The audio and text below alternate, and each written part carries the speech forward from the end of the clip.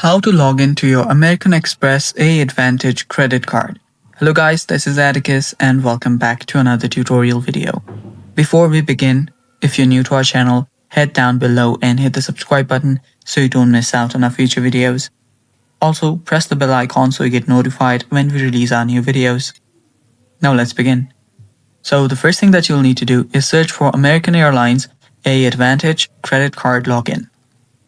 After you do that on your web browser, head over to the first website by aa.com.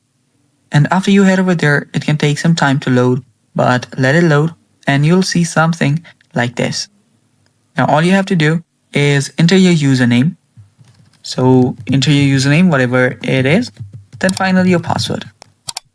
After you've typed both of those things in, tap on the login button to log in into your account. And then, yeah, that's basically it. And that's how easy it is. Thanks for watching as well. Stay tuned for more upcoming tutorial videos and bye-bye. Take care.